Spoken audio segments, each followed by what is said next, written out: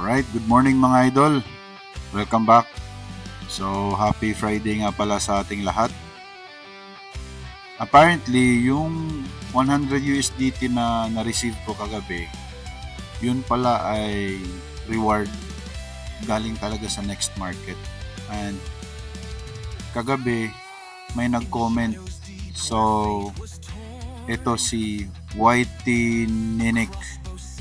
Napanalunan mo yan sa mission ng next market.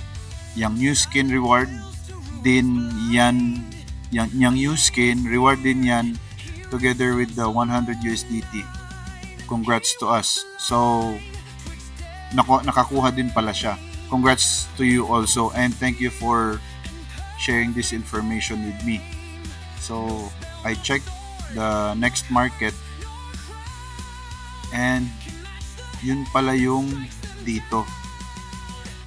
And as you can see, ito yung itsura ng sa babae, yung sa lalaki itong ganito. So yeah, thank you pala sa Lord9. Salamat sa 100 USDT. Nakikita nyo naman, 125 na yung pera natin. So thank you. Ito pala yun, a chance to win up to 100 USDT. Buti na lang ginawa ko to. Alright.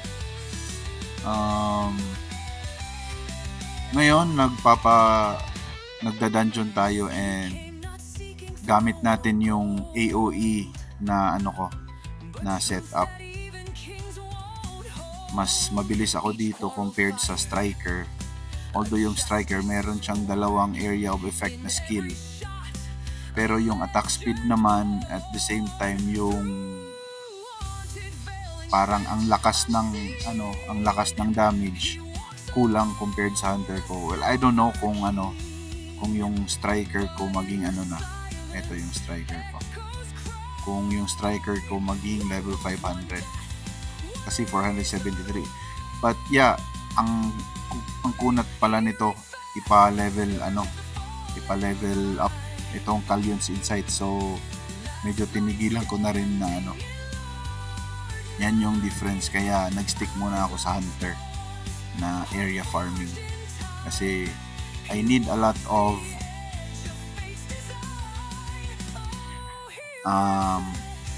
accessory enhancement para dito. Pakita ko sa inyo, nakabili na ako ng siguro 3 ata and yan lang yung na-achieve ko.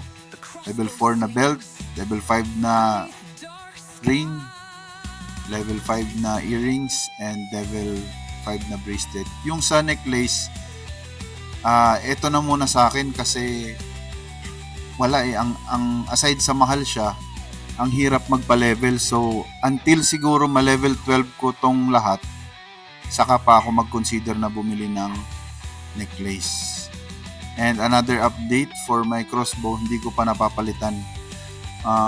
I don't think na kaya siyang palitan ng kasi 'di ba sa last time sinubukan natin na bumili ng Grey Dawn crossbow pero hindi pa rin siya sapat para sa output ng ganitong option, yung may attack speed, may accuracy, and then may critical hit damage. So pakita ko muna sa inyo yung mga binili ko. And I'll show you na talagang masakit. So ito, bumili ako ng 1, 2, 3 and 4 chests na binili ko. That's 40 stones. Sa 40 stones, yan, tig-5 lang sila. I mean, may isang 5, 5, 4, 5. Diba? So, what I do, ipa-farm ko lang siya, igagapang ko lang talaga, magpa-farm lang ako until ma-obtain or ma-achieve ko to.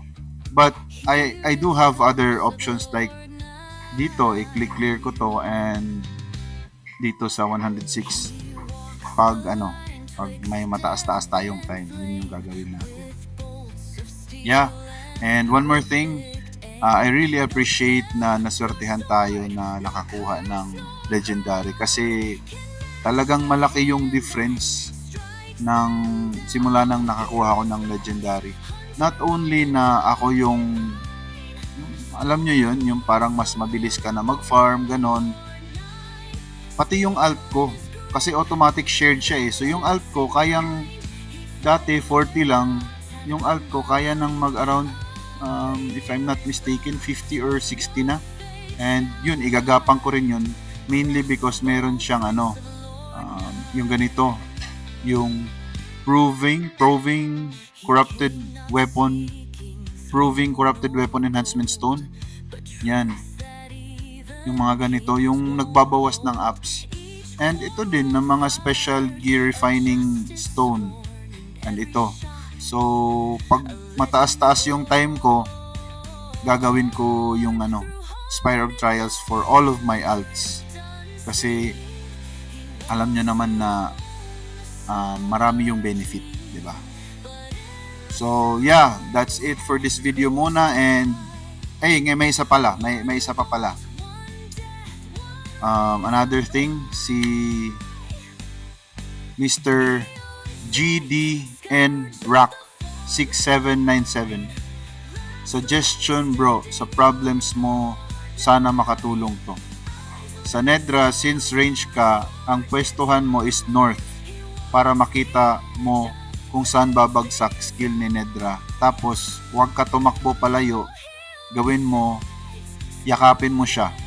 Kasi lahat ng tao papalayo, tumakbo kay Nedra, kaya natratrap, tsaka mga AFK. Definitely, I will try that one. And yes, thank you for that input, sir. Also, I would like to thank dun sa mga nag-comment sa recent video ko. Shout out sa inyong lahat. Thank you. Alright, good morning. Keep grinding.